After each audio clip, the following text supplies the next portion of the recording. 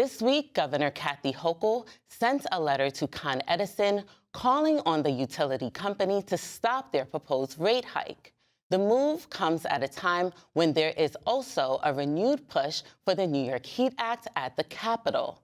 The Heat Act would place a cap on energy bills for low-income New Yorkers. This year, the bill has been reintroduced in the legislature with a new assembly sponsor, Assemblymember Joanne Simon. Here's our Elise Klein with a deep dive. The New York Heat Act, the New York Home Energy Affordable Transition Act, for many advocates is a labor of love.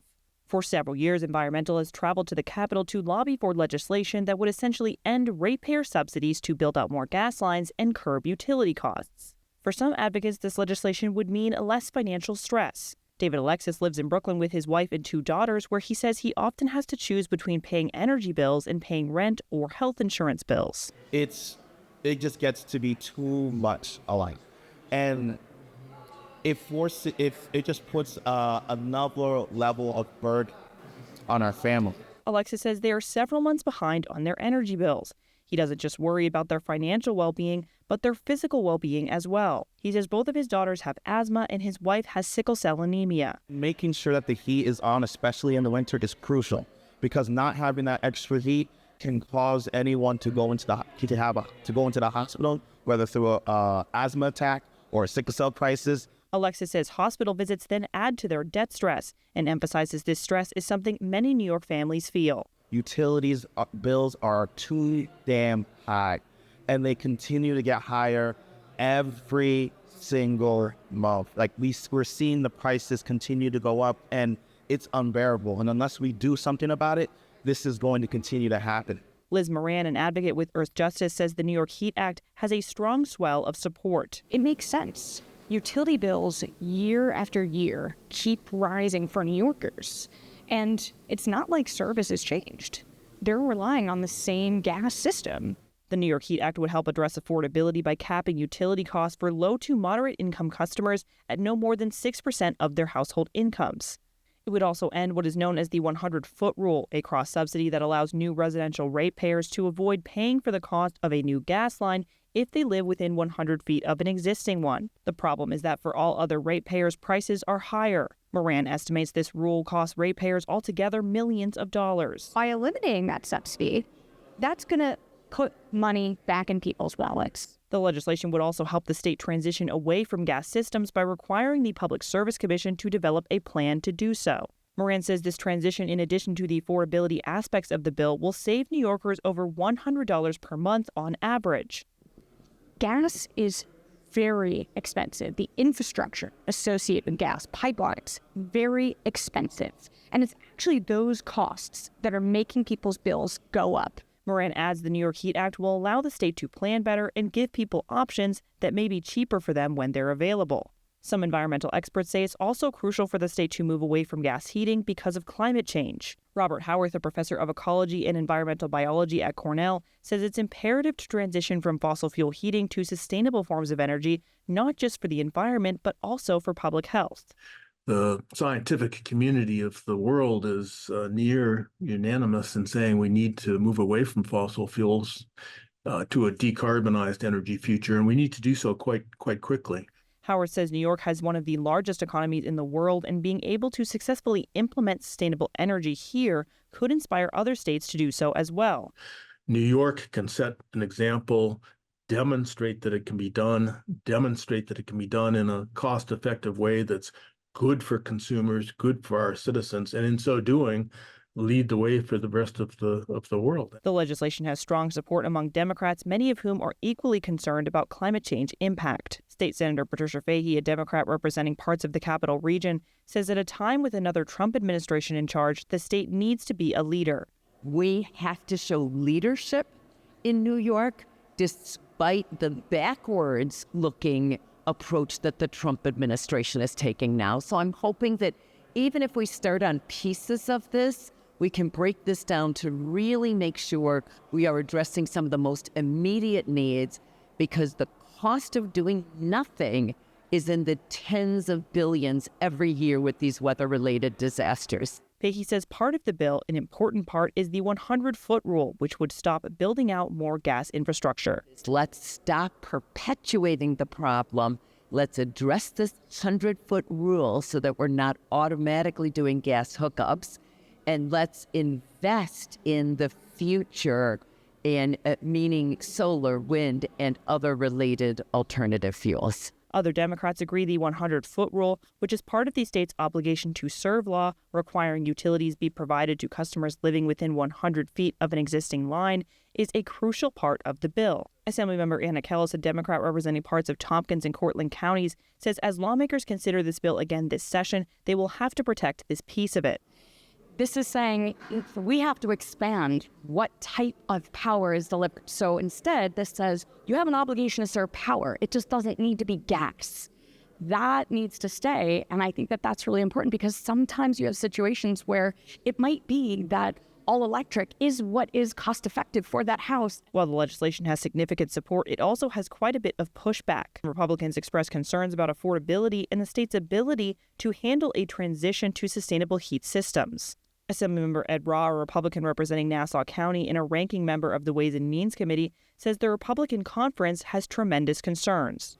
We always come back to affordability and reliability when it comes to some of these energy goals. We want to get greener, but we can't have blinders on about it. So my concern is that we're not ready for so many of these things, and that's going to increase costs on our consumers. Ross says he is concerned capping costs for some customers, low to middle income, means costs could go up for other customers. Other Republican lawmakers like Assemblymember Mary Beth Walsh, who represents parts of Saratoga, Schenectady, and Fulton counties, agree, saying this bill would limit consumers and ultimately drive up costs for at least some consumers. Part of what gets me is that right in the title of the HEAT Act, the A in HEAT stands for affordability. And I just think that this is going to have the exact opposite result because it's going to take away some consumer choice. I think it's a gas ban just under a different way of getting to it. Some Democrats say Republicans' opposition is politically driven. And I hope that we've come to a place where we recognize that we have to focus on what is good for all of our constituents and what is affordable. And a lot of that has been worked out through the negotiations that have happened, including some of the utilities that now support the piece of legislation. That's a huge win. So hopefully we can get on the same page this year. Other Democrats agree. State Senator Liz Krueger, a Democrat representing parts of the Upper East Side in Manhattan and the lead sponsor of the bill for several years now in the Senate, says the arguments from Republicans are tired. The bill has failed to pass in both houses for several years. However, last year it was very close. It passed the Senate for the second time and was close to getting to the floor for a vote in the Assembly. Lawmakers in support of the bill say they simply ran out of time in the Assembly. Kellis says this year, however, the bill has a better chance of moving given that much of the negotiations around the bill language with stakeholders like gas companies has already been sorted out. That's an advantage now because a lot of that coordination has happened and the language has been amended to reflect those negotiations. That's an advantage. We're going to start there. Last year, the New York HEAT Act was also part of budget conversations. There was a greater push for it to end up in the budget given that the governor included some key provisions of the bill, such as eliminating the 100-foot rule, in her proposal. While many lawmakers and advocates want this legislation to be a part of the budget discussions again, some lawmakers are skeptical. I think there's so much else right now. This may be, it's not clear if this will be in the budget. Last year it was a budget conversation because it was in the governor's budget. Part of it, a small part of it was. This year, I think it's going to have to be, it probably have to be separate. But again, that's a decision that has not been made. Some Democrats agree, saying there is limited time, and lawmakers are also under enormous pressure from risks associated with the federal government and potential cuts to programs the state relies on. However, some Democrats say it could end up in budget talks if it's in just one of the chamber's one-house budget resolutions. And if it does end up in budget conversations, many Republicans won't be happy. State Senator Anthony Palumbo, a Republican representing parts of Suffolk County, says this legislation is too complicated to sort out in the budget. Bottom line, this is way too complex to be in the budget. I think that some advocates may want that to happen. I think that's a terrible idea.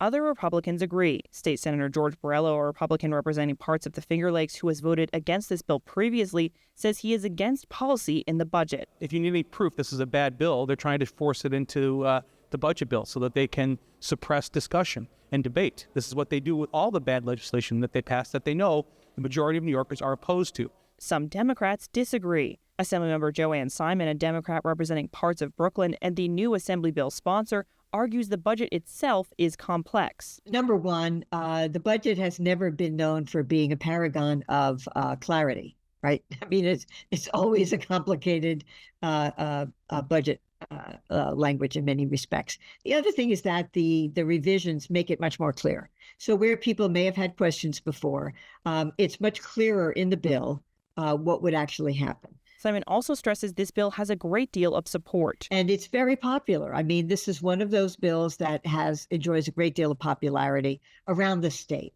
The bill has been recently reintroduced in the Senate and in the Assembly. The bill has changed slightly since last year. Senator Krueger says the new bill version created explicit protection for gas customers and transitioning customers, addressing concerns that some customers who didn't have an alternative energy option would be left without energy. Simon says the bill has many guardrails to protect consumers. She also highlights there will be opportunities for public comment through the implementation of this legislation as utilities work on a transition plan. I think that the previous complexity is a little more clarified now, and I think there are always things people misunderstand. And I think it's very clear because we have built in so much responsiveness to the public in the process under which this would go. So it's not going to happen overnight, right? Nobody will be left without heat. Krueger says she is confident the legislation will pass again in the Senate. Meanwhile, Simon says she is cautiously optimistic given all the work that has been put into the bill so far. At this stage of the game, confidence is something that is always couched with a little healthy skepticism.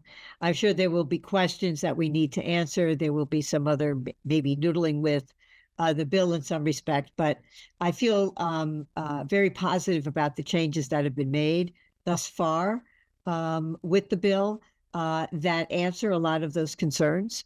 And so I think we're starting from a better place. Budget conversations will continue over the next few months as lawmakers wrap up budget hearings, propose their resolutions, and negotiate with the governor. Whether or not this bill will be a part of that remains to be seen. But one thing is certain, lawmakers and advocates will rally for this legislation even if they have to do so after the budget is signed into law. Elise Klein, New York Now. And for more on the New York Heat Act, you can visit our website at nynow.org.